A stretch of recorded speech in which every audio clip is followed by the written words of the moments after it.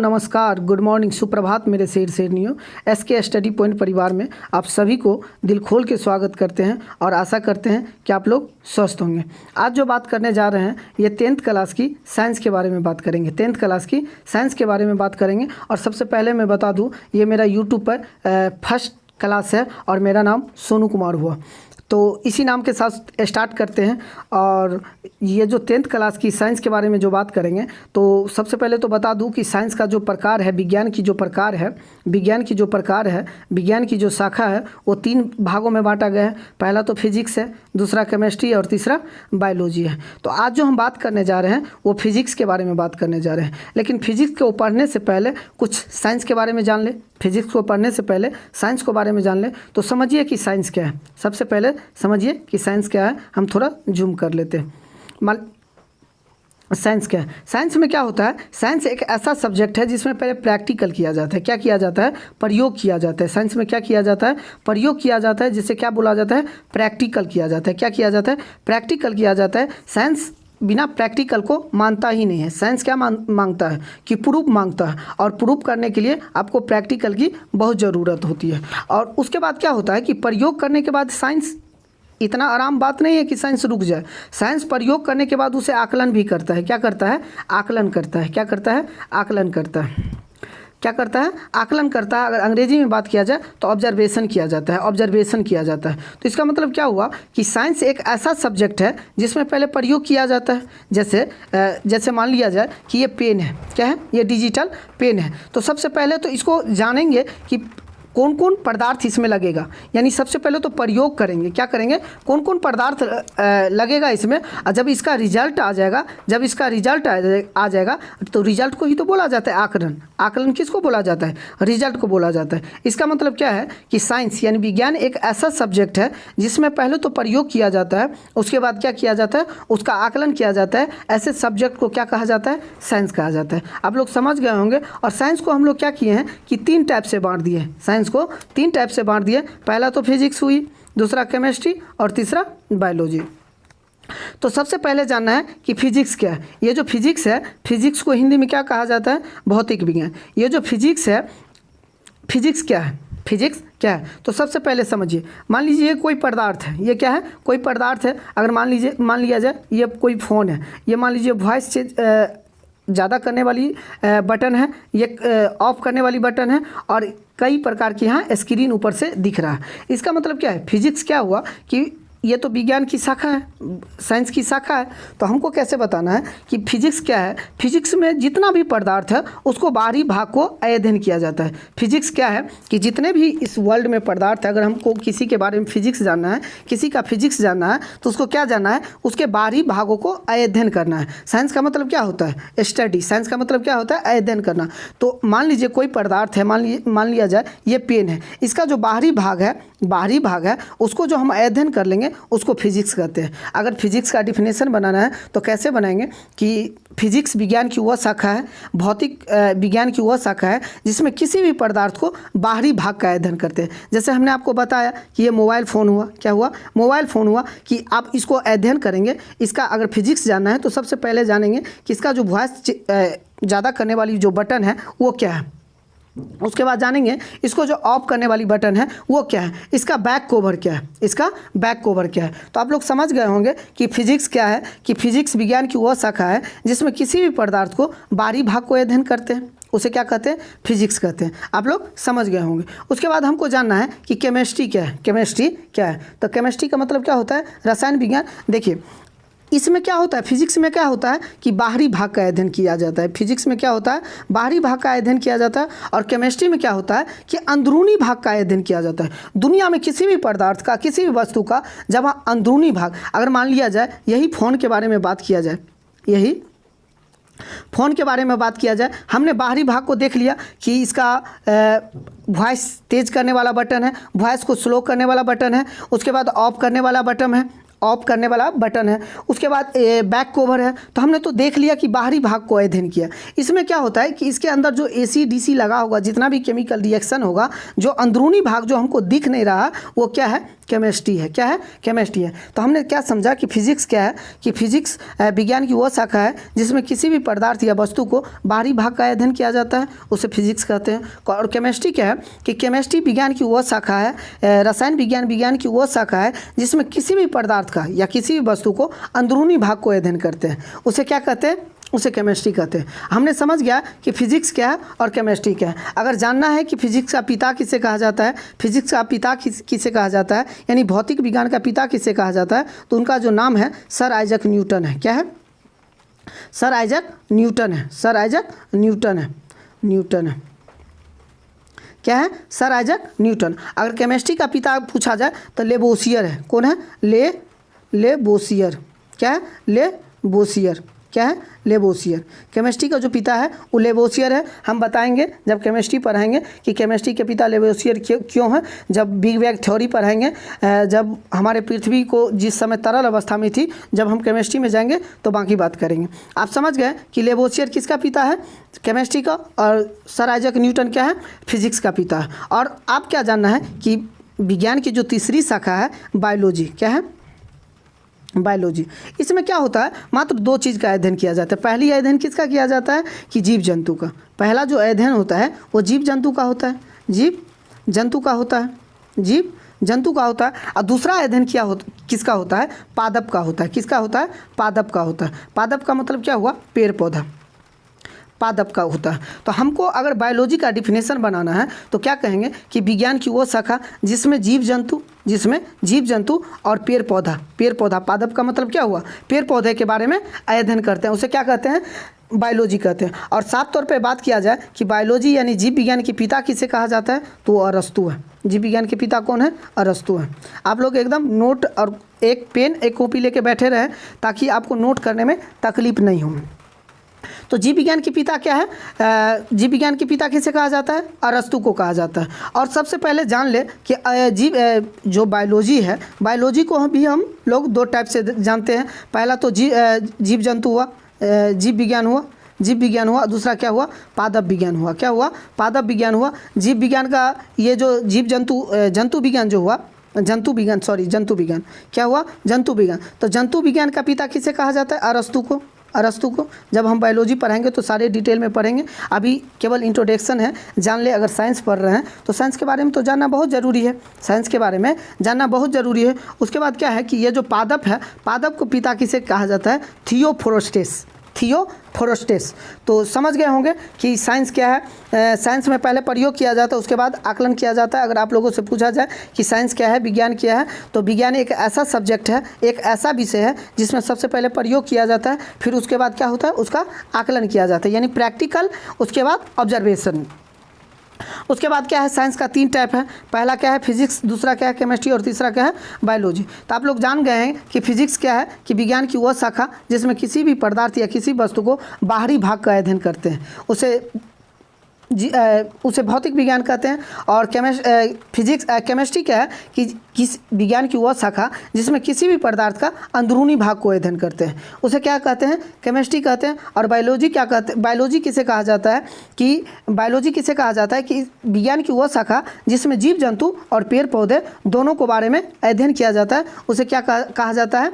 जीव विज्ञान कहा जाता है। हमने आपको बताया कि फिजिक्स का पिता किसे कहा जाता है, भौतिक विज्ञान का पिता किसे कहा जाता है?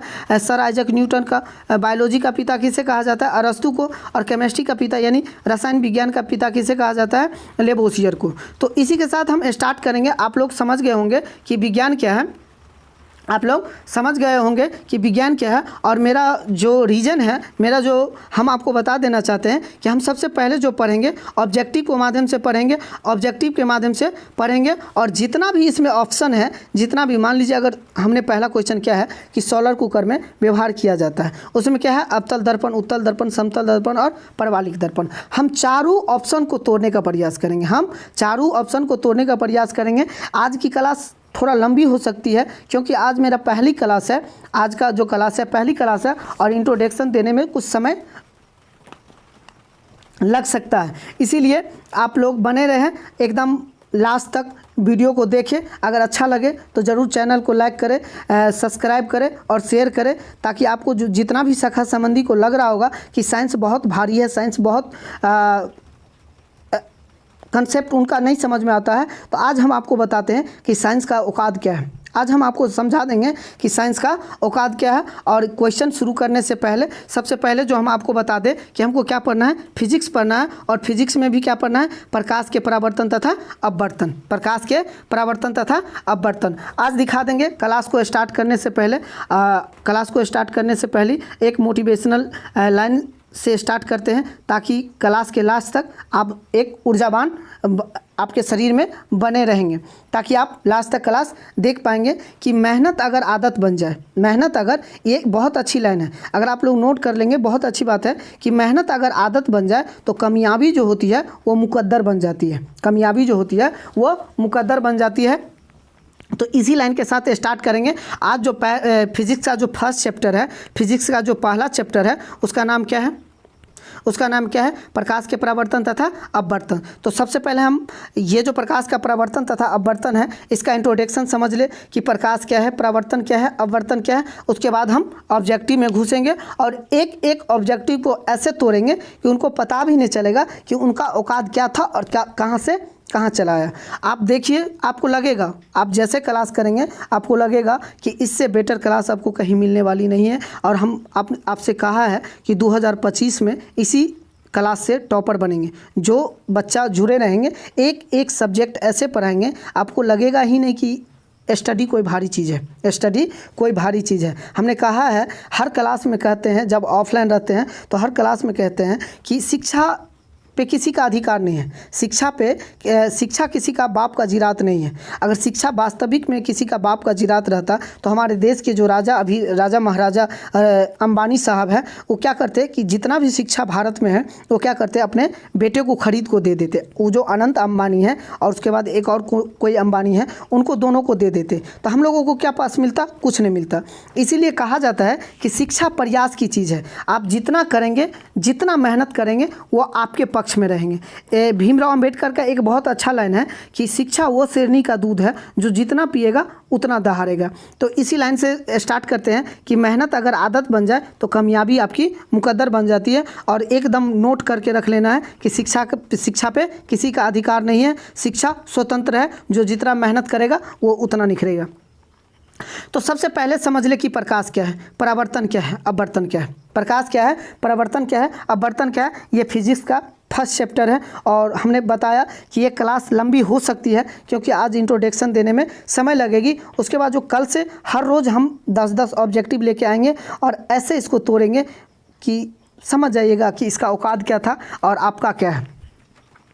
तो चलिए स्टार्ट करते हैं कि प्रकाश क्या है। प्रकाश क्या है कि मान लीजिए कोई सन है, अगर हम लोग जो देख पा रहे हैं अपने आँख से देख रहे हैं या प्रकाश से, आप लोगों को क्वेश्चन होगा कि आँख से देख रहे हैं। अगर वास्तविक में आप आँख से देख रहे हैं तो बताइए, जब हम कोई टॉर्च या अंधेरा कर देते हैं, जब अंधेरा हो जाती है तो हम क्यों नहीं उस वस्तु को देख पाते हैं, उस वस्तु को क्यों नहीं देख पाते हैं। इसका मतलब क्या होता है कि हम लोग प्रकाश से देखते हैं। तो प्रकाश का डिफिनेशन जान लें, प्रकाश का डिफिनेशन जान लें, प्रकाश का डिफिनेशन जान लें। मान लीजिए ये सूरज है, क्या है, ये सूरज है। थोड़ा पेंटिंग करने नहीं आता हमको। तो ये क्या है, सूरज है। मान लीजिए ये क्या है, ये कोई वस्तु है, क्या है, माना जाए ये बुक है, क्या है, ये बुक है, ये क्या है, बुक है।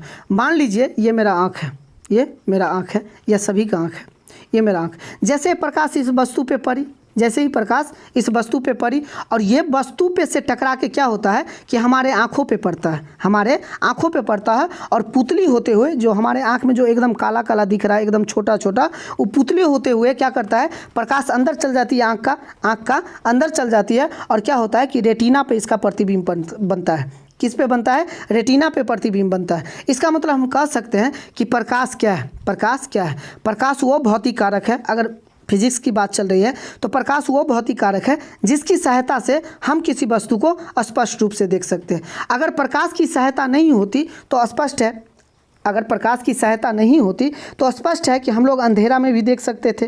लेकिन हमको क्यों ज़रूरी होता है सर्च लाइट को, हमको क्यों ज़रूरत होता है लैल्टेन को, हमको क्यों ज़रूरत होती है मोमबत्ती को, क्यों? क्योंकि जब तक प्रकाश इस वस्तु पे नहीं पड़ेगी, प्रकाश इस वस्तु पे नहीं पड़ेगी, और उसके बाद इससे जो प्रकाश रिफ्लेक्ट होगा, प्रकाश का काम क्या है कि किसी वस्तु से टकरा के परावर्तन होना। जब हम परावर्तन जानेंगे तो उसके बाद समझने का प्रयास करेंगे।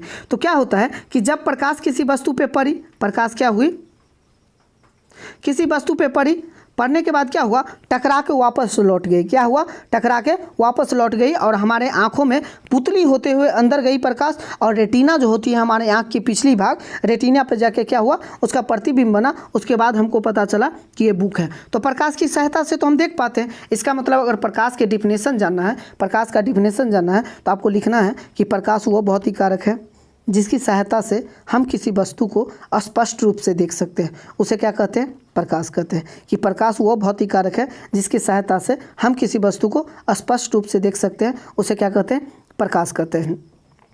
आपने समझ गया कि प्रकाश कहते हैं। देखो, प्रकाश की जो चाल होती है वो सबसे अधिक निर्वात में होती है। प्रकाश की जो चाल सबसे अधिक कहाँ होती है, निर्वात में होती है। कहाँ होती है, निर्वात में होती है। निर्वात में कितना होती है, 3 × 10⁸ मीटर प्रति सेकेंड। कितना होता है, 3 × 10⁸ मीटर प्रति सेकेंड। अगर प्रकाश की एग्जाम्पल का बात किया जाए तो सबसे अच्छा एग्जाम्पल सूर्य हुआ। सबसे अच्छा एग्जाम्पल क्या हुआ, सूर्य हुआ। उसके बाद क्या हुआ, मोमबत्ती, लैलटेन, आप उदाहरण के तौर पे लिख सकते हैं। तो प्रकाश की जो चाल होती है सबसे अधिक कहाँ होती है, निर्वात में। 3 × 10⁸ कितना होती है, 3 × 10⁸ प्रकाश क्या है, प्रकाश एक प्रकार का ऊर्जा है। प्रकाश क्या है, प्रकाश एक प्रकार का ऊर्जा है। अब कैसे ऊर्जा है हम आपको बताते हैं। जैसे आपने क्या किया कि सूर्य के प्रकाश के सामने क्या किया, ये मान लीजिए सूर्य है, ये क्या है, ये सूर्य है। ये क्या किया आप, सूर्य के प्रकाश के सामने आप क्या किए, एक सौर ऊर्जा को लगा दिए। क्या किए, सौर ऊर्जा को लगा दिए। ये क्या हुआ कि सूर्य के प्रकाश इस पर पड़ा। ये क्या हुआ कि ऊर्जा को एब्जॉर्ब करके उन्होंने क्या किया कि बैटरी, आप लोग पढ़े जानेंगे जब आगे जानेंगे कि बैटरी क्या है, क्या होता है कि बैटरी में दे देता है, इसमें लाइन क्या दे देता है, इसको चार्ज कर देता है। इसका मतलब स्पष्ट है कि प्रकाश एक प्रकार का ऊर्जा है। प्रकाश एक प्रकार का ऊर्जा है। आपको लिखना है प्रकाश एक प्रकार का तरंग है। प्रकाश एक प्रकार का तरंग है। प्रकाश एक प्रकार के विद्युतीय चुंबकीय भी तरंग है।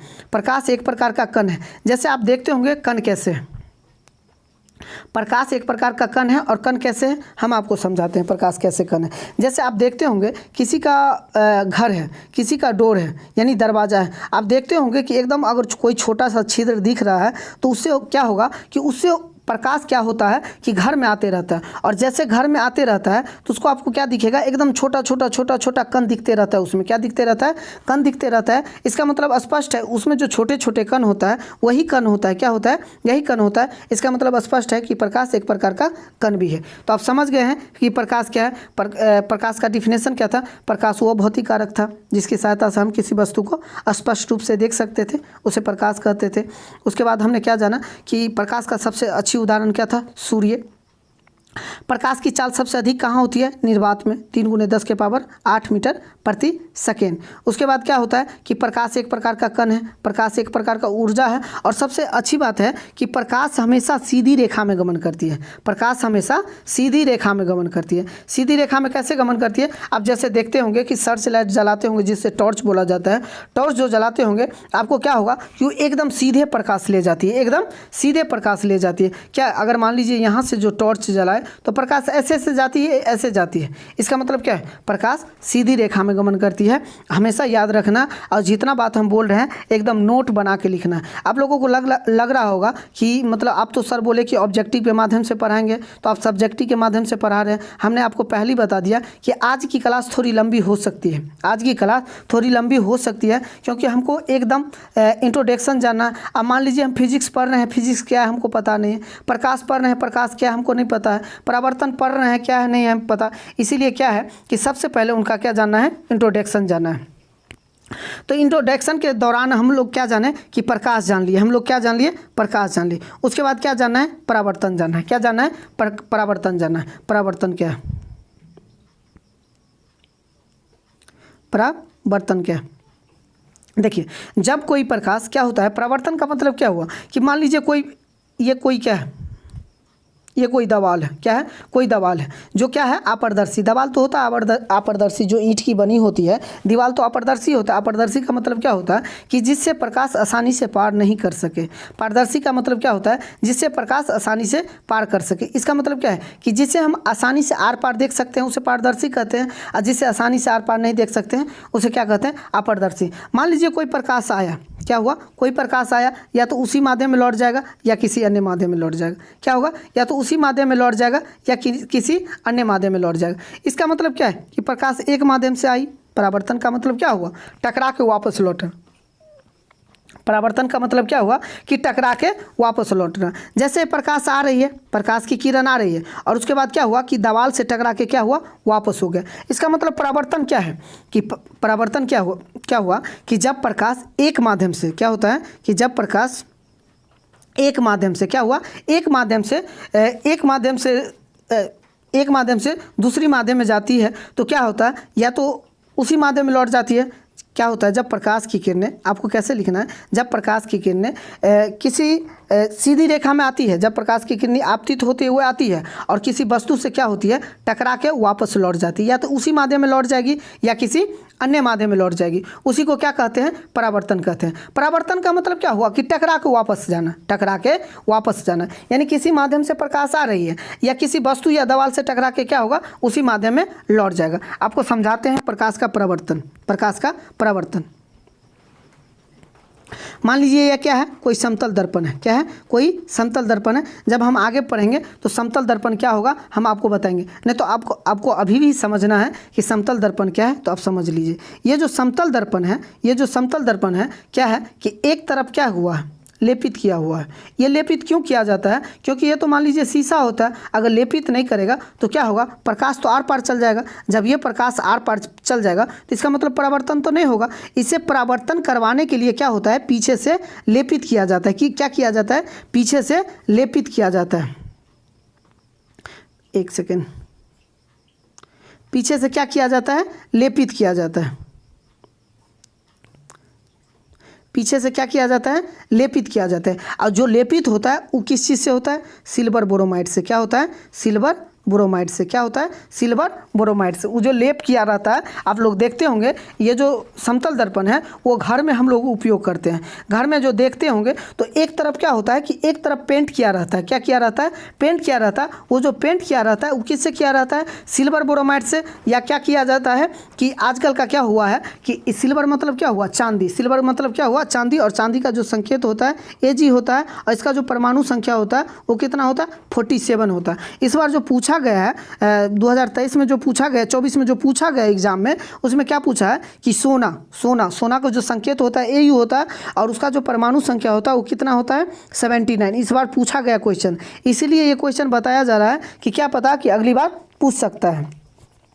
इसलिए आप लोग एकदम ध्यान गराए रखें कि ये जो सिल्वर बोरोमाइड, सिल्वर का मतलब क्या हुआ, चांदी। और चांदी का जो संकेत होता है Ag और इसका जो परमाणु संख्या होता है 47। तो हम आपको क्या समझाने जा रहे हैं कि आजकल क्या करता है, अगर मान लीजिए ये सिल्वर हुआ, अगर सिल्वर का जो लेप चढ़ाएगा पीछे से, आज एक एना का दाम कितना हो गया, 10 रुपया हो गया। आप बताइए कि सिल्वर का जो पीछे से लेप चढ़ाएगा तो बताइए 10 रुपया में कैसे चढ़ेगा, 10 रुपया में कैसे चढ़ेगा। इसीलिए क्या करता है कि उस पर एक धातु, जो सस्ती धातु होती है, उसका लेप चढ़ा दिया जाता है। क्या किया जाता है, सस्ती धातु का लेप चढ़ाया जाता है, या उसे बोल सकते हैं कि धातु ऑक्साइड पीछे से चढ़ा दिया जाता है। आप देखते होंगे कि पीछे से जो लेपित किया जाता है, पीछे से जो पेंट किया जाता है, उसका नाम जो रहता है वो सिल्वर बोरोमाइड, वो जो कलर रहती है सिल्वर बोरोमाइड। ओके, आप लोग समझ गए होंगे। क्या है, ये कोई समतल दर्पण है। क्या है, कोई समतल दर्पण है। मान लीजिए कोई प्रकाश आ रही है, अगर मान लीजिए कि प्रकाश का मतलब क्या है कि जितना एंगल से आएगा उतना ही एंगल से जाएगा, जितना एंगल से आएगा उतना ही एंगल से जाएगा। इसका मतलब क्या है कि प्रकाश किसी माध्यम से जो आ रही है या तो उसी माध्यम में लौट जाएगी या किसी अन्य माध्यम में लौट जाएगी। हम आपको प्रकाश का परावर्तन का नियम समझा रहे हैं, प्रकाश का परावर्तन का नियम समझा रहे हैं। क्या नियम है, देखिए, जब कोई प्रकाश की किरण आ रही है इसको क्या बोला जाता है, इंसिडेंट रे। क्या बोला जाता है, इंसिडेंट रे। आई से इंसिडेंट, आर से रे। ये इसका मतलब क्या है, आपतित किरण। इसको हिंदी में क्या बोला जाता है, आपतित किरण। आपतित किरण बोला जाता है। और जो टकरा के जा रही है उसको क्या बोला जाता है, परावर्तित किरण। क्या बोला जाता है, परावर्तित किरण। एकदम नोट करना है, परावर्तित किरण। क्या बोला जाता है? परावर्तित किरण या रिफ्लेक्शन रे। क्या बोला जाता है? रिफ्लेक्टिव रे, यानी जो टकरा के लौट रहा है, यानी जो आ रही है आपतित किरण, जो जा रही है परावर्तित किरण। इस पर क्या होगा? एक अभिलंब डाल दिए। क्या हुआ? एक अभिलंब डाल दिए। इसका मतलब क्या है कि ये भी 90 डिग्री का कोण बनाएगा और ये भी 90 डिग्री का कोण बनाएगा। इसका मतलब क्या है कि आपतित किरण, अभिलंब और परावर्तित किरण तीनों एक ही समतल पे है। आपतित किरण, अभिलंब और परावर्तित किरण तीनों एक ही समतल पे है, पहला। और आपतन कोण की मान परावर्तन कोण के बराबर है। आपतन कोण परावर्तन कोण की बराबर है। इसका आपको जानना है कि प्रकाश के परावर्तन के कितने नियम हैं। तो प्रकाश के परावर्तन के 2 नियम हैं। पहला नियम तो आप समझ गए होंगे, समझने वाली बात है। हर एक कॉन्सेप्ट, सब जितना भी फिजिक्स है एकदम कॉन्सेप्ट की बात है, आपको कुछ याद नहीं करना है। देखिए कोई आपतित किरण आ रही है, क्या है? ये परावर्तित किरण है, यानी जाने वाली। जितना एंगल से आई उतना ही एंगल से गई। इस पर क्या किए? एक अभिलंब डाल दिए, यानी ये भी 90 डिग्री का कोण बनाएगी, ये भी 90 डिग्री का कोण बनाएगी। इसका मतलब क्या है? ये जो आपतित किरण होता है, अभिलंब होता है और परावर्तित किरण तीनों एक ही बिंदु पे है कि नहीं? तीनों एक ही बिंदु पर है कि नहीं? और उसके बाद क्या है कि ये आपतन कोण की मान परावर्तन कोण की मान का बराबर होता है। इसका मतलब कहने का मतलब है कि ये जो प्रकाश का परावर्तन है उसमें 2 नियम होता है। प्रकाश का परावर्तन तो आप समझ गए कि जब प्रकाश की किरण किसी माध्यम से आती है और या किसी वस्तु या दीवार से टकरा के या तो उसी माध्यम में लौट जाती है या किसी अन्य माध्यम में लौट जाती है, उसे क्या कहते हैं? प्रकाश का परावर्तन। प्रकाश का परावर्तन का 2 नियम होता है। आपतन कोण परावर्तन कोण के बराबर होता है। आपतित किरण, परावर्तित किरण तथा अभिलंब तीनों एक ही बिंदु पर होता है। आपने समझ गए कि प्रकाश का परावर्तन क्या है। अब थोड़ी समझ लेना है अपवर्तन क्या है। अपवर्तन थोड़ा ही समझ लेना है, जब आगे आएगी ऑब्जेक्टिव तो इसको हम तोड़ने का प्रयास करेंगे, क्योंकि क्लास बहुत लंबी हो जाएगी तो आप लोगों को क्या लगेगा कि देखने में अच्छा नहीं लगेगा। और हम गारंटी देते हैं कि जो बच्चा को पढ़ना है तो ये क्लास बड़ी हो छोटी हो उनको फ़र्क नहीं पड़ना चाहिए। क्या है? उनको फ़र्क नहीं पड़ना चाहिए। अगर उनको फ़र्क अगर पड़ जाए तो फिर उनको पढ़ के क्या फ़ायदा? उनको पढ़ के क्या फ़ायदा? एक लाइन है कि ना थके हैं पाँव अभी, ना ही हिम्मत हारी है, हौसला है ज़िंदगी में कुछ कर दिखाने का, इसीलिए आज भी सफ़र जारी है। इसीलिए क्लास के अंत तक बने रहें। अगर वीडियो अच्छा लगता है तो हम बार बार समझा रहे हैं कि अगर वीडियो अच्छा लगता है तो उसे लाइक करें और चैनल को सब्सक्राइब भी करें। और आपको अगर इच्छा जग रहा है कि सर अच्छा पढ़ा रहे हैं और बच्चा को, आपके दोस्त, आपकी शाखा को लगे कि मतलब मेरे दोस्त इससे पढ़ने से कोई फ़ायदा हो सकता है उनको, तो आप इस क्लास को शेयर भी कर सकते हैं। ओके, अपवर्तन समझना है। अपवर्तन छोटी बात समझना है, एकदम ज़्यादा नहीं समझना है। जब ऑब्जेक्टिव आएगा उसके बाद इसको तोड़ने का प्रयास करेंगे। मान लीजिए कोई क्या है? कांच का, इसमें कोई पानी भरा है। क्या है? पानी भरा है। थोड़ी समझ लिए, इसका थोड़ा ही डिफिनेशन समझ लिए कि जब हम आएंगे आगे उसके बाद इसको समझाएंगे। अपवर्तन क्या है कि जब प्रकाश की किरण एक माध्यम से दूसरी माध्यम में जाती है, जब प्रकाश की किरण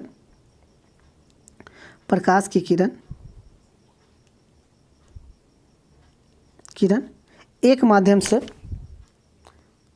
दूसरी माध्यम में जाती है तो क्या होता है? वो अपने स्थान से विचलित हो जाती है। प्रकाश की किरण जब एक माध्यम से दूसरी माध्यम में जाती है तो अपने स्थान से विचलित हो जाती है या परिवर्तन हो जाता है। क्या होता है? प्रकाश का अपवर्तन किसे कहा जाता है? कि जब प्रकाश की किरण एक माध्यम से दूसरे माध्यम में जाती है तो अपने स्थान से विचलित हो जाता है या अपने स्थान को परिवर्तन कर देता है। ऐसे घटना को क्या कहते हैं? अपवर्तन। और अपवर्तन का भी 2 नियम है। पहला नियम क्या है कि आपतन कोण की ज्या अपवर्तन कोण की ज्या का बराबर होता है। जब हम आगे पढ़ेंगे तो इसको डिटेल से समझाएंगे और फिगर के साथ समझाएंगे कि क्या है। पहला नियम, आपतन कोण की ज्या अपवर्तन कोण की ज्या का बराबर होता है। और दूसरा नियम क्या है कि आपतित किरण, अभिलंब तथा अपवर्तित किरण तीनों एक ही बिंदु पर होता है। जब हम आगे आएंगे तो फिगर बना के समझाएंगे। आप लोग समझ गए होंगे कि प्रकाश का अपवर्तन क्या है। कि प्रकाश का अपवर्तन जब एक माध्यम से प्रकाश दूसरी माध्यम में जाती है तो अपना स्थान चेंज कर लेती है या स्थान विचलित कर लेती है। ऐसी घटना को प्रकाश का अपवर्तन कहते हैं। और प्रकाश का अपवर्तन का 2 नियम है। पहला नियम, आपतन कोण की ज्या आपतन कोण की ज्या अपवर्तन कोण की ज्या का बराबर होती है। और दूसरा नियम क्या है कि आपतित किरण, अपवर्तित किरण तथा अभिलंब तीनों एक ही बिंदु पर होता है। और हम सीधे आ जाएंगे क्वेश्चन पर। समझने का प्रयास कीजिए। आज सीधे डायरेक्ट क्वेश्चन पे आ रहे हैं। पहला क्वेश्चन क्या है कि सोलर कुकर में व्यवहार किया जाता है। ये कौन सा है? अवतल दर्पण, उत्तल दर्पण, समतल दर्पण, प्रवालिक दर्पण। अगर आप लोग जानते हैं तो ज़रूर कमेंट बॉक्स में लिखें। अगर नहीं जानते हैं तो हम आपको बताते हैं। देखिए अवतल दर्पण क्या है। सबसे पहले आप समझ लिए कि दर्पण क्या है। क्या कि दर्पण क्या है। मान लीजिए कोई शीशा है, दर्पण का मतलब क्या, मिरर का मतलब क्या हुआ, आईना, जो अपने घर में आप लोग उपयोग करते हैं। हजाम जो दुकान में उपयोग करते हैं, हजाम जो दुकान में उपयोग करते हैं, और ब्यूटी पार्लर वाली जो अपने पार्लर में उपयोग करते हैं। दर्पण का मतलब क्या होता है कि एक सतह तो चिकना होता है, एक सतह तो चिकना होता है, एक सतह क्या होता है कि लेपित किया रहता है। किससे लेपित किया जाता है, सिल्वर बोरोमाइड से। किससे लेपित किया जाता है, सिल्वर बोरोमाइड से। और आजकल का जो सस्ता आईना बेचना स्टार्ट कर दिया है तो उसको क्या बोला जाता है, धातु ऑक्साइड से लेपित किया जाता है। किससे किया जाता है, धातु ऑक्साइड से। तो समझ गए होंगे कि दर्पण क्या है, दर्पण क्या है। सबसे पहले समझिए कि अवतल दर्पण क्या है। अवतल दर्पण का फिगर क्या है, देखिए समझिए, ये अवतल दर्पण है। अवतल दर्पण किसे कहा जाता है, अवतल दर्पण किसे कहा जाता है, जिसका परावर्तक सतह, परावर्तक सतह का मतलब क्या हुआ, देखने वाली सतह। अगर मान लीजिए इसमें एक सतह अगर पेंट किया है, एक सतह पेंट किया है, तो बाहरी सतह तो एकदम कैंपस किया हुआ, एकदम बंद है। इसका मतलब जो वस्तु को रखेंगे, मान लीजिए ये ध्रुव हुआ, ध्रुव को क्या लिखा जाता है, पोल, इसको एफ यानी फोकस दूरी, इसको क्या लिखा जाता है, सी। ये किसका फिगर है, ये अवतल दर्पण का है, ये अवतल दर्पण का। इसका मतलब अवतल दर्पण का डिफिनेशन पूछा जाए आपसे तो इसका मतलब क्या है, अवतल दर्पण का डिफिनेशन क्या है कि जिसका परावर्तक सतह, जिसका परावर्तक सतह धंसा हुआ है। आपको लग रहा है धंसा है कि नहीं, ये धंसा हुआ लग रहा है कि नहीं, कि जिसका परावर्तक सतह क्या होता है, धंसा होता है, उसे अवतल दर्पण कहते हैं। और अवतल दर्पण का रीजन देखिए, ये क्या करता है, ये प्रकाश को केंद्रित करता है। क्या करता है, प्रकाश को केंद्रित करता है। क्या करता है, प्रकाश को केंद्रित करता है। उत्तल दर्पण क्या करता है, उत्तल प्रकाश को केंद्रित करता है। सबसे पहले एक इसका आंसर देख लीजिए और समझ लीजिए। इसका जो आंसर होगा अवतल दर्पण होगा। अवतल दर्पण क्यों होगा, अब हम आपको समझाते हैं। देखिए ये जो सॉल कुकर है, सॉल जो कुकर है, कुकर का मतलब क्या हुआ, जिसमें खाना बनता है। और सोलर मतलब क्या हुआ कि जो सूर्य के प्रकाश से, आप लोग देखते होंगे ये जो सोलर ऊर्जा एक होती है, सोलर ऊर्जा होती है, उसको क्या करता है कि धूप में रख देता है। जो हमारे गांव घर में इतना डेवलप नहीं हुआ, ये शहर में, टाउन में इत्यादि में इस सब का डेवलप हो गया। इसका डेवलप होने का रीज़न यही है कि हमारे देश में जो दो प्रकार का ऊर्जा है, एक तो नवीकरणीय ऊर्जा है, एक अनवीकरणीय ऊर्जा है। तो नवीकरणीय ऊर्जा क्या है, जो कभी समाप्त नहीं होने वाली है, जो कभी समाप्त नहीं होने वाली है। अनवीकरणीय ऊर्जा क्या होता है, जो कभी ना कभी समाप्त होगी। तो वैज्ञानिक क्या किया कि सूर्य की प्रकाश तो कभी समाप्त नहीं होगी, क्या किया कि गैस को बचा के इन्होंने क्या किया कि सोलर कुकर से खाना, सोलर प्लेट से यानी सूर्य के प्रकाश से खाना बनाना स्टार्ट कर दिया। ये जो सोलर कुकर है, इसको क्या कर दिया कि एक कुकर है, कुकर में भात दाल भर दिया, और उसके बाद क्या किया कि चावल और दाल भर दिया। उसके बाद क्या किया कि उसको धूप में रख दिया। वो क्या होगा, कुछ देर के बाद अचानक उसमें खाना बन जाएगा। खाना बनने का उसमें रीजन क्या है, हम आपको बताते हैं। ये जो अवतल दर्पण होती है, प्रकाश को क्या करती है, केंद्रित करती है। आप लोग नोट करके लिखिए, ये प्रकाश को केंद्रित करते हैं। आप लोग देखते होंगे कि जब आप लोग छठी, सातवीं, आठवीं में होंगे तो आप एक ऐसे करके औजार बॉक्स में मिलता था, वो क्या करते थे, उसको धूप में जाके रखते थे और अपने हाथ पे देते थे। वो क्या होता था, कुछ देर के बाद क्या होता था, अचानक हाथ पक जाती थी। या कागज़ पे रख के एक ऐसे इस प्रकार का होता था, इस प्रकार का प्लेट होता था। क्या होता था, इस प्रकार का प्लेट होता था। इसमें क्या होता था,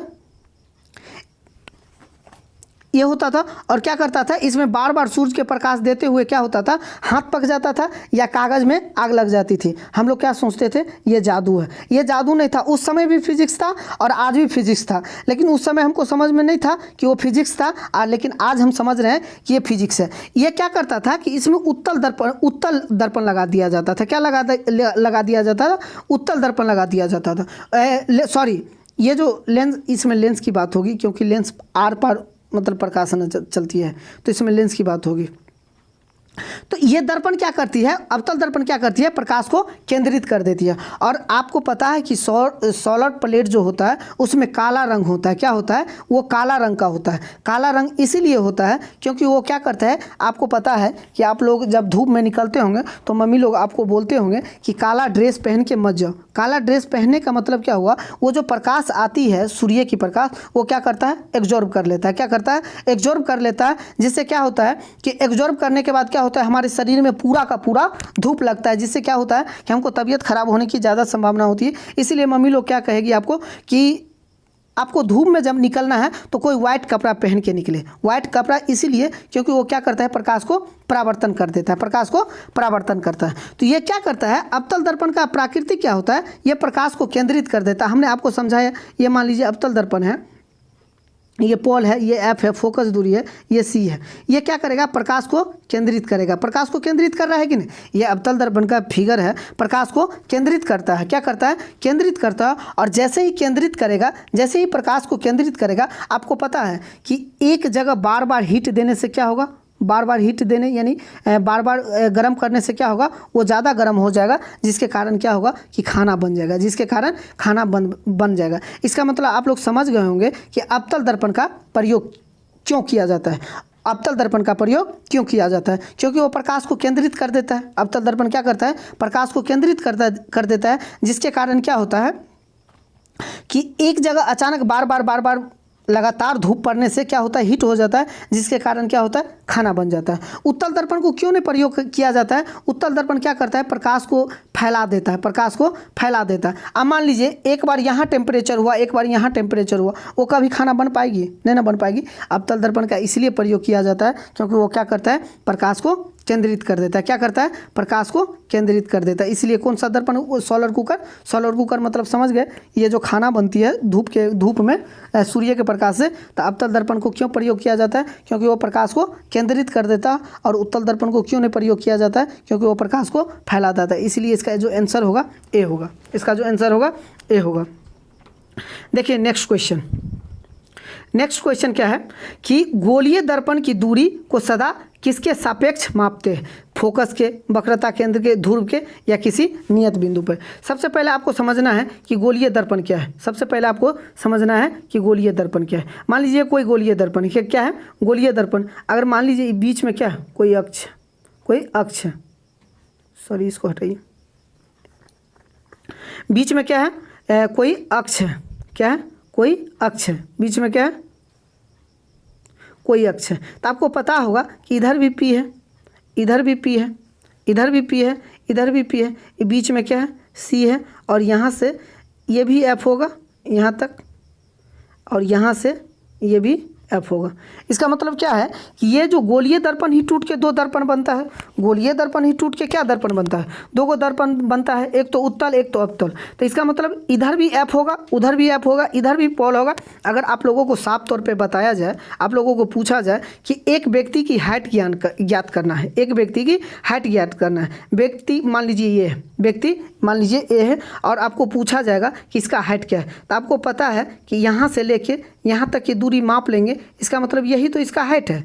अगर यहाँ से लेके यहाँ तक की दूरी माप लेंगे, यही तो हाइट है। तो हमको क्या पूछा गया कि गोलीय दर्पण दूरी को सदा किसके सापेक्ष मापते हैं, गोलीय दर्पण दूरी को सापेक्ष किसके सापेक्ष मानते हैं। तो मान लीजिए यहाँ से जो यहाँ तक की दूरी माप लेंगे, यहाँ से यहाँ तक की जो दूरी माप लेंगे, इसका मतलब गोलीय जो दर्पण है उसका दूरी तो माप लेंगे। इसका मतलब क्या है, ये भी P है, इसको ध्रुव बोला जाता है, क्या बोला जाता है, ध्रुव बोला जाता है। ये भी पोल है, इसको क्या बोला जाता है, ध्रुव बोला जाता है। इसका मतलब इसका जो दूरी नापेंगे किसके सापेक्ष नापेंगे, ध्रुव का सापेक्ष नापेंगे। किसके सापेक्ष मापेंगे, ध्रुव के सापेक्ष नापेंगे। इसका मतलब क्या है, इसका जो आंसर होगा गोलीय दर्पण की दूरी सदा किसके सापेक्ष मानते हैं, तो ध्रुव के सापेक्ष मानते हैं। आप लोग समझ गए होंगे।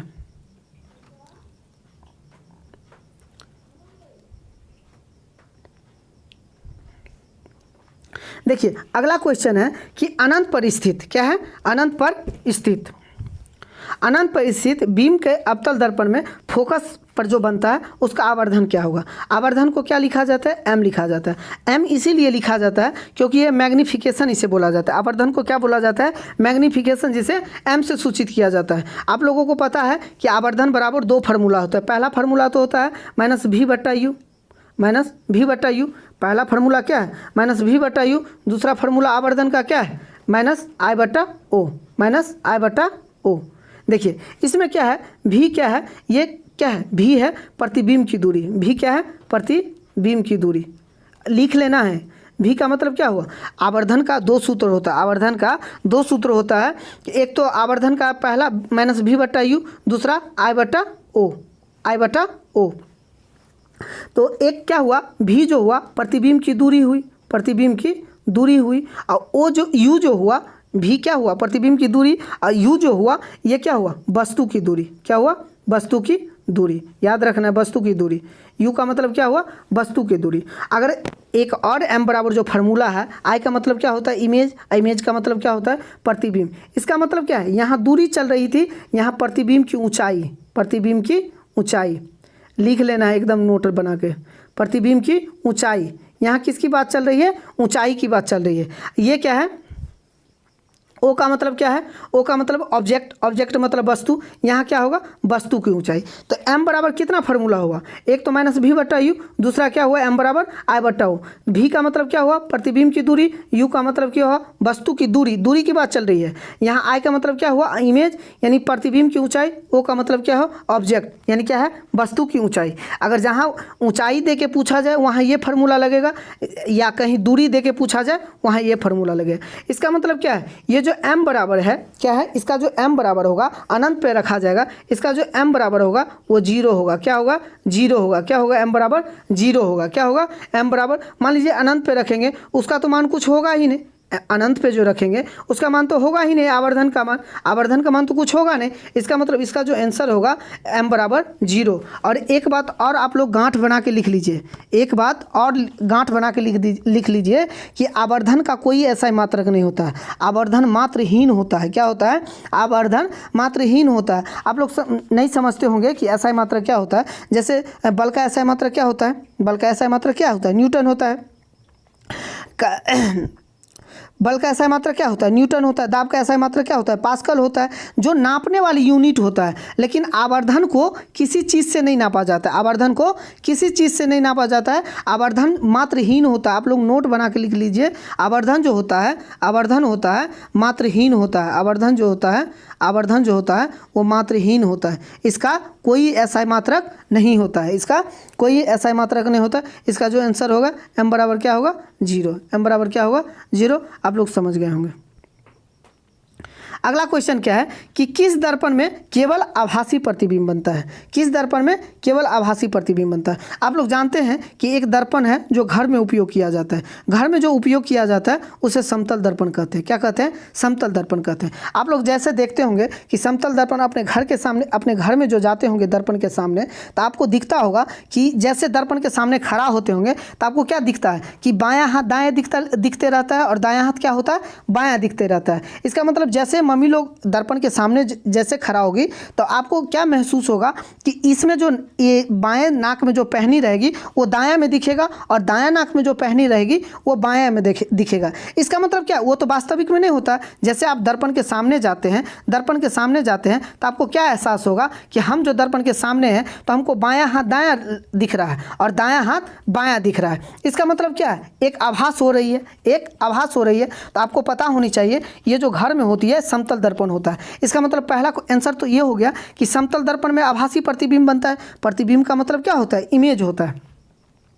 प्रतिबिंब का मतलब क्या होता है, इमेज होता है। और आपको पता है कि घर में जो होता है वो दायां बायां दिखता है और बायां दायां दिखता है। इसका मतलब क्या है कि उसमें जो बनती है आभासी प्रतिबिंब बनती है, उनमें क्या बनती है, आभासी प्रतिबिंब। आप लोग पहला आंसर मिल गया कि आभासी प्रतिबिंब किस में बनता है, समतल दर्पण में बनता है। एक क्वेश्चन और है कि उत्तल दर्पण क्या करता है कि मूवी में प्रयोग किया जाता है। उत्तल दर्पण क्या करता है, मूवी बनाने में प्रयोग किया जाता है। कैसे प्रयोग किया जाता है अब हम आपको समझाते हैं। जैसे आप देखते होंगे कि ऋतिक रोशन ऊपर में उड़ रहा है। ऋतिक रोशन एक क्रिस मूवी है, उसमें क्या होता है, ऊपर ऊपर उड़ते रहता है। क्या वो वास्तविक में ऊपर में उड़ते रहता है।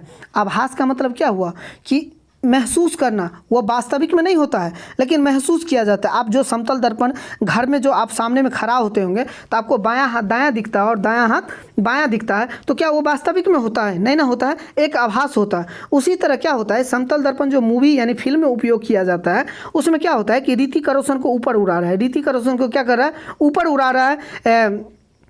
क्या करता है कि एकदम जितना भी विलेन होता है एकदम उड़ा उड़ा के मारता है। विलेन को क्या करता है, उड़ा उड़ा के मारता है। तो क्या वो वास्तविक में उड़ा के मारता है कि केवल आभास होता है। क्या होता है, आभास होता है। इसका मतलब दो ऐसा दर्पण है, दो ऐसा दर्पण है, समतल, समतल और उत्तल, समतल और उत्तल, जिसमें क्या होता है, समतल और उत्तल में क्या होता है कि इसमें जो प्रतिबिंब बनती है वो क्या होती है, आभासी बनती है। आभासी को ही क्या बोला जाता है, काल्पनिक। आभासी को ही क्या बोला जाता है, काल्पनिक। तो इसका मतलब क्या है कि समतल दर्पण तो होगा, उत्तल दर्पण, अवतल दर्पण, और देखो यहाँ समतल और उत्तल दोनों है, समतल और उत्तल दोनों है। इसका मतलब जो इसका आंसर होगा ऑप्शन नंबर डी होगा। आप लोग समझ गए होंगे। तो नेक्स्ट क्वेश्चन पे चलते हैं। हमने आपको बताया कि प्रकाश के परावर्तन का कितने नियम होते हैं। मान लीजिए कोई समतल दर्पण है, क्या है, समतल दर्पण है, कितना है, समतल दर्पण है। एक बार प्रकाश आई उसको आपतित किरण कहते हैं, ये जैसे गई इसे परावर्तित किरण कहते हैं। जो प्रकाश आ रही है आपतित किरण कहते हैं, जो प्रकाश जा रही है उसे क्या कहते हैं, परावर्तित किरण कहते हैं। इस पर क्या होता है, एक अभिलंब होता है। क्या होता है, अभिलंब होता है। इसका नाम क्या है, आप नोट कर लीजिए, आपतित किरण, आपतित किरण, परावर्तित किरण, परावर्तित किरण, इसका क्या नाम है, अभिलंब। क्या नाम है, अभिलंब। इसका मतलब क्या है कि आपतित किरण भी यहाँ के मिली, परावर्तित किरण भी यहाँ के मिली, अभिलंब भी यहाँ के मिली। इसका मतलब क्या है, पहला नियम तो आपको मिल गया कि आपतित किरण, अभिलंब तथा परावर्तित किरण तीनों एक ही बिंदु पर होता है, एक नियम तो मिल गया।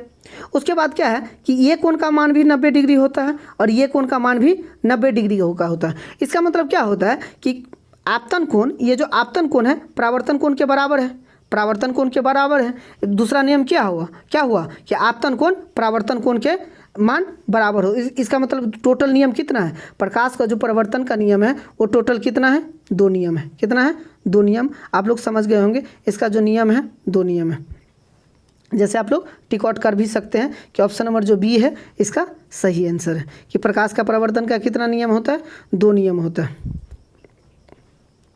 देखिए अगला क्वेश्चन है, परावर्तन के नियम से निर्धारित होता है। वो परावर्तन का जो नियम होता है वो किससे निर्धारित होता है। पहला, परावर्तन कोण अपवर्तन कोण से परावर्तन के नियम और निर्धारित होती है। आपतन कोण के विचलन कोण से, इनमें से कोई नहीं। सबसे पहले आप एक फिगर बनाइए। ये क्या है, समतल दर्पण। क्या हुआ, समतल दर्पण का मतलब क्या है, जिसका परावर्तक सतह समतल होता है। ये देखिए समतल है कि नहीं, जिसका परावर्तक सतह क्या होता है, समतल होता है। जैसे ही प्रकाश आई, जैसे क्या होगा कि प्रकाश चल जाएगी। ये देख रहे हैं कि ये जो आपतन कोण आ रहा है, अपवर्तन इस क्या है, आपतन कोण आ रहा है यानी परावर्तन कोण जा रहा है। यही परावर्तन कोण और अपवर्तन कोण जो निर्धारित करता है कि नहीं, ये जो कोण करता है, एक कोण आती है एक कोण जाती है। इसका मतलब क्या है, परावर्तन कोण अपवर्तन कोण दोनों निर्धारित करती है परावर्तन के नियम को।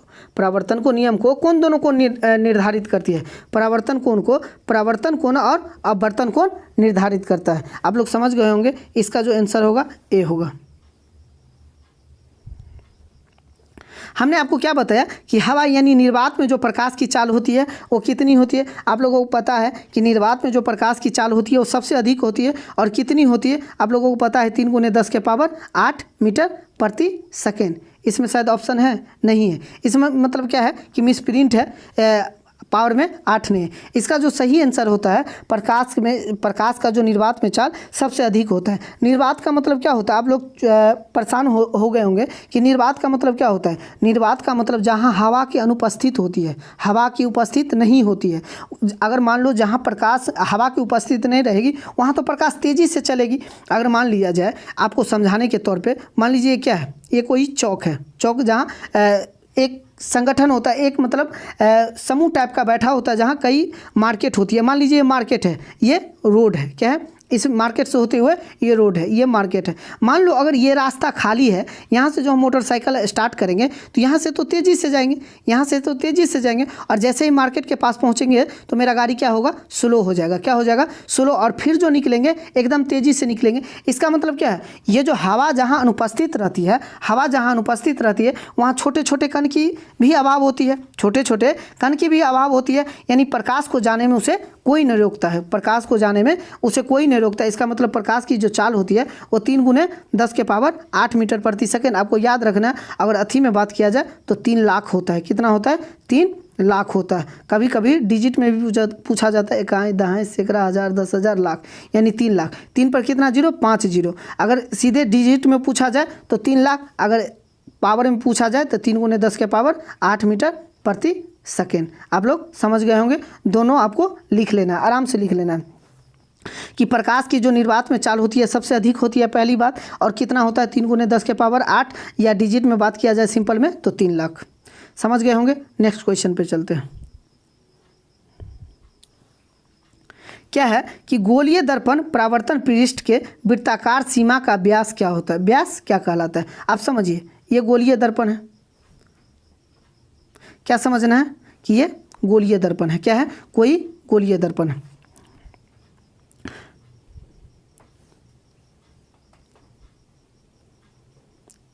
ये मान लीजिए कोई गोलीय दर्पण है, क्या है, गोलीय दर्पण है। अगर मान लीजिए बीच से कोई व्यास गया है, क्या है, बीच से कोई अक्ष गया है, बीच से कोई अक्ष गया है। अगर मान लीजिए किसी का व्यास निकालना है, किसी का व्यास निकालना है तो उसका क्या कर देते हैं, आधा कर देते हैं, आधा कर देते हैं। इसका मतलब अगर मान लिया जाए, इसको मान लिया जाए कि हम एक व्यक्ति है, क्या है, एक व्यक्ति ए है, एक व्यक्ति ए है, एक व्यक्ति, यही व्यक्ति का नीचे वाला हिस्सा बी है। अगर इसको आधा निकालना है तो कैसे निकालेंगे, बी से, यानी केंद्र से कर देंगे आधा, केंद्र से कर देंगे आधा। इसका मतलब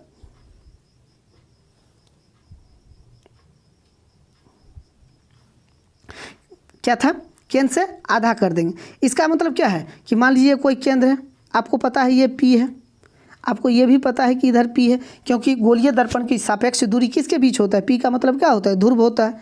इसका मतलब क्या होता है, सी, इसका मतलब क्या होता है, एफ, ये भी क्या है, एफ। इसका मतलब क्या है, इसका जो आधा निकालेंगे वृत्ताकार की सीमा, व्यास का मतलब क्या, व्यास क्या होता है, त्रिज्या की क्या होती है, मतलब d/2, त्रिज्या बराबर फार्मूला क्या होता है, d/2। यानी व्यास को जो निकालना है, व्यास को निकालना है तो आधा से करेंगे, और आधा क्या है, आधा सी है, और सी को क्या बोला जाता है, वक्रता त्रिज्या। क्या बोला जाता है, सी को क्या बोला जाता है, वक्रता त्रिज्या। इसका जो आंसर होगा, इसका मतलब क्या होगा कि ये वक्रता त्रिज्या, गोलीय दर्पण की जो परावर्तक पृष्ठ वृत्ताकार सीमा का रेखा व्यास कहलाता है, वो क्या कहलाएगा, वक्रता त्रिज्या। क्या कहलाएगा, वक्रता त्रिज्या। आपको पता है कि अगर आधा निकालना है, आधा निकालना है तो पूरे को क्या करेंगे, अगर पूरे को d मानेंगे, उसको 2 से डिवाइड करेंगे, और 2 से जो डिवाइड करेंगे तो बीच में क्या आएगा, क्या आएगा, c, और c को क्या बोला जाता है, वक्रता त्रिज्या। इसका जो मतलब आंसर है ऑप्शन नंबर डी है। अगला क्वेश्चन समझिए, ये जो दंत विशेषज्ञ है ये किस प्रकार का दर्पण का उपयोग करता है। जो दांत को देखता है डॉक्टर, वो किस प्रकार का मतलब दर्पण का उपयोग करता है। आप लोगों को पता है कि दर्पण कई प्रकार का है, समतल दर्पण है, उत्तल दर्पण है, अवतल दर्पण है। तो ये जो डॉक्टर प्रयोग करता है वो किसका प्रयोग करता है, समतल दर्पण, उत्तल दर्पण, अवतल दर्पण, या इनमें से सभी। आप लोग समझने का प्रयास कीजिए। देखिए, एक तो सबसे पहले डॉक्टर अगर देखेगा, डॉक्टर सबसे पहले सबको प्राकृतिक जानना है। ये जो उत्तल दर्पण है, क्या है, उत्तल दर्पण है, उत्तल दर्पण है, क्या करता है कि ये जो प्रतिबिंब बनाता है एकदम छोटा प्रतिबिंब बनाता है। उत्तल दर्पण क्या बनाता है, छोटा प्रतिबिंब बनाता है। अवतल दर्पण क्या बनाता है, बड़ा प्रतिबिंब बनाता है। अवतल दर्पण क्या करता है, बड़ा प्रतिबिंब बनाता है। अवतल दर्पण क्या करता है, बड़ा प्रतिबिंब बनाता है। तो अब बताइए, डॉक्टर जो देखेंगे आपको, डॉक्टर जो आपको देखेंगे तो अगर दांत को देखना चाहेंगे तो दांत में तो एकदम छोटा छोटा छिद्र होता है। तो दांत में जो उसी दर्पण से न देखेंगे जिसमें प्रतिबिंब बड़ा बनेगा, जिसमें प्रतिबिंब बड़ा बनेगा। और आपको पता है कि अवतल दर्पण जो होती है वो बड़ा प्रतिबिंब बनाता है। अवतल दर्पण क्या करती है, बड़ा प्रतिबिंब बनाता है। अगर मान लीजिए एक तो दांत में छोटा है, अगर उत्तल से देखेंगे तो उत्तल क्या करेगा, एकदम छोटा छिद्र तो है और वो छोटा दिखाएगा। लेकिन अवतल दर्पण का प्रकृति कैसा है, वो बड़ा दिखाता है। अवतल दर्पण क्या करता है, बड़ा दिखाता है। जैसे हजाम लोग जो दाढ़ी बनाता है, हजाम की दुकान पे जाते होंगे, वो जो ठाकुर दाढ़ी बनाते रहते हैं, वो जो देखते होंगे तो हजाम के पास जाते हैं तो वो क्या करते हैं, वो अपने दर्पण में कौन सा दर्पण लगाए रहता है, अवतल दर्पण। क्यों, क्योंकि ये जो छोटी छोटी दाढ़ी होता है, अगर मान लीजिए मिस्टेक से छूट जाएगा तो आप प्रैक्टिकल देखिएगा, वो आपके फेस तरफ नहीं देखेगा, वो दर्पण के तरफ देखेगा। और दर्पण में देखेगा जो आपके पास दाढ़ी जो शेविंग कर दिया गया है वो बचा भी है। क्यों दाढ़ी की ओर देखता है, रीज़न यही है दर्पण की ओर देखने के लिए कि कहीं दाढ़ी छूटा तो नहीं है। अगर दाढ़ी छूटा रहता है तो क्या होता है कि अवतल दर्पण में उसका प्रतिबिंब जो छोटा छोटा दिखते रहता है उसको बड़ा दिखाता है। क्या दिखाता है, बड़ा दिखाता है। तो आप लोग समझ गए कि उत्तल दर्पण जो होती है वो प्रतिबिंब छोटी बनाती है, अवतल दर्पण जो होती है वो प्रतिबिंब बड़ा बनाती है। इसका मतलब दंत विशेषज्ञ दर्पण को जो उपयोग करेगा, वो डॉक्टर जो मरीज को देखने के लिए उपयोग करेगा दांत को, वो कौन सा दर्पण उपयोग करेगा, अवतल दर्पण करेगा। क्यों, क्योंकि इसमें जो प्रतिबिंब होती है वो बड़ा बनाती है। प्रतिबिंब क्या करती है, बड़ा बनाती बनाती है, इसीलिए हजाम क्या करता है, अवतल दर्पण का प्रयोग करता है। और हजाम भी करता है और डॉक्टर भी करता है। आप लोग समझ गए होंगे।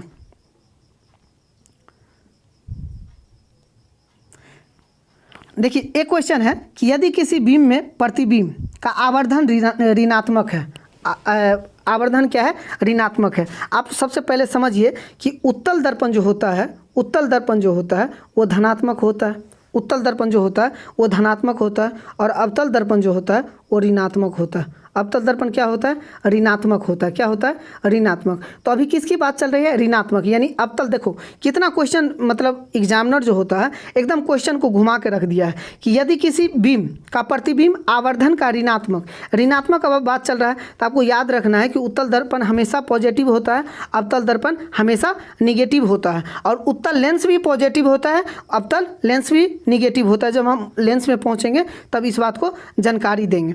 तो क्या है कि ये ऋणात्मक होती है। क्या होती है, ऋणात्मक। इसका मतलब ये जो अवतल दर्पण होता है, अवतल दर्पण कैसा प्रतिबिंब बनाता है, वास्तविक प्रतिबिंब बनाता है। कौन सा प्रतिबिंब बनाता है, वास्तविक प्रतिबिंब। आप लोगों को पता है कि ये जो प्रतिबिंब बनाती है, कौन सा प्रतिबिंब बनाती है, वास्तविक प्रतिबिंब बनाती है। कौन सा प्रतिबिंब बनाती है, वास्तविक प्रतिबिंब बनाती है। और ये वास्तविक के साथ साथ उल्टा भी बनाता है, वास्तविक के साथ साथ उल्टा भी बनाता है। जब हम आपको प्रतिबिंब पढ़ाएंगे कि प्रतिबिंब में जो अवतल दर्पण में 6 प्रकार की घटना होती है प्रतिबिंब बनाने में, अवतल दर्पण में मान लीजिए 6 प्रकार का, वीडियो ऐसे लंबा हो जाएगी, नहीं तो हम इसी वीडियो में आपको समझा देते कि ये जो क्वेश्चन है, अवतल दर्पण में 6 प्रकार का प्रतिबिंब बनता है।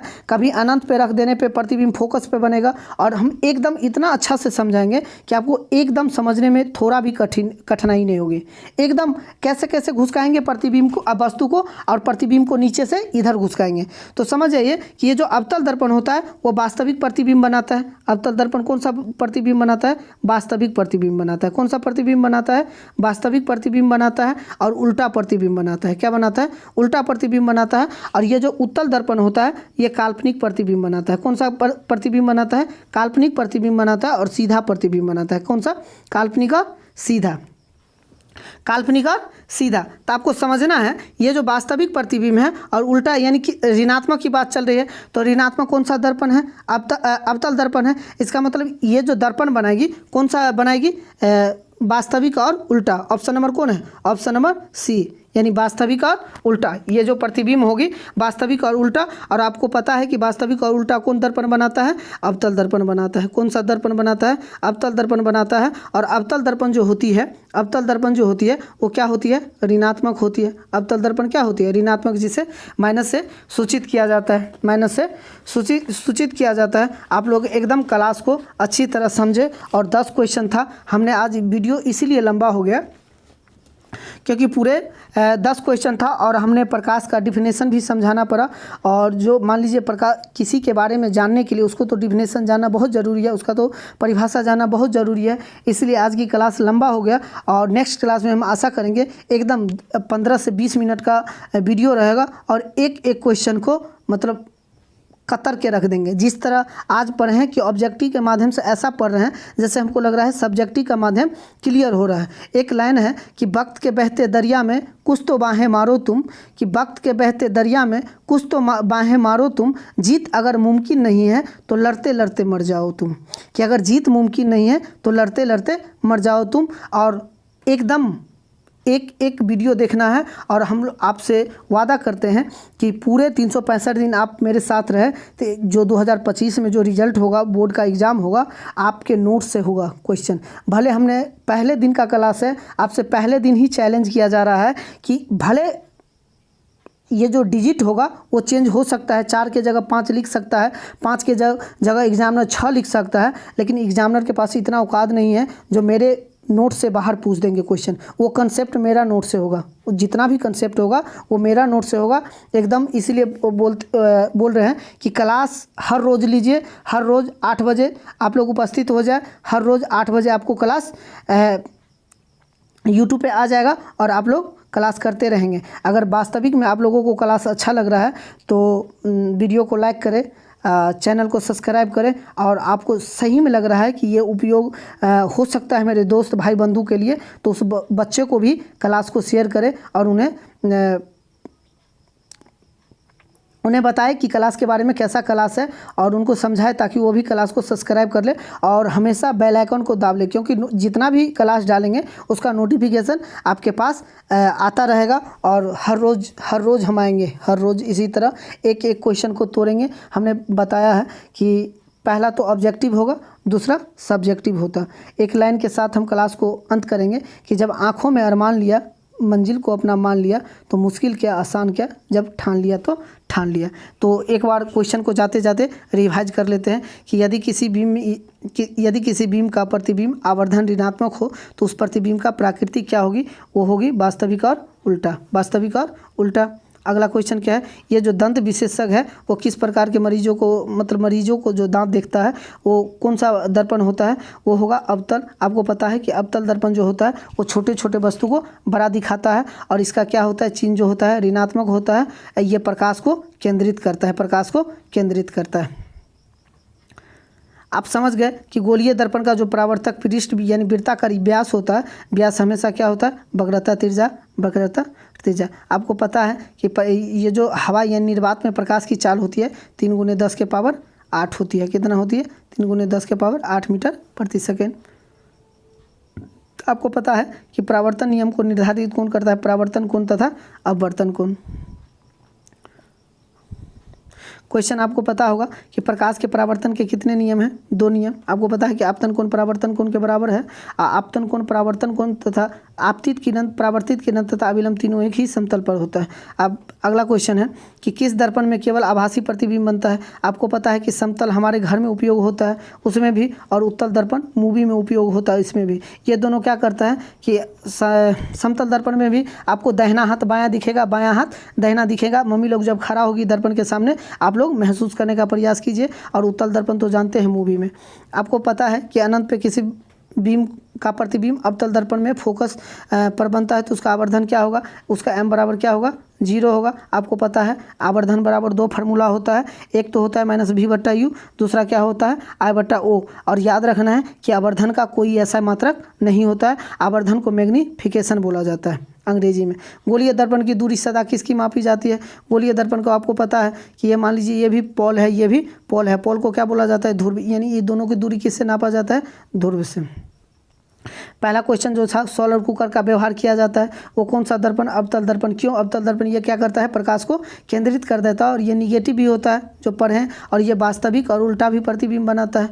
तो आप लोगों को क्लास कैसा लगा, अगर अच्छा लगा तो आप लोग ज़रूर लाइक करें वीडियो को, चैनल को ज़रूर सब्सक्राइब करें और हो सके तो ज़्यादा से ज़्यादा शेयर करें। नेक्स्ट क्लास में मिलते हैं, तब तक के लिए ऑल द बेस्ट, आपका दिन शुभ हो।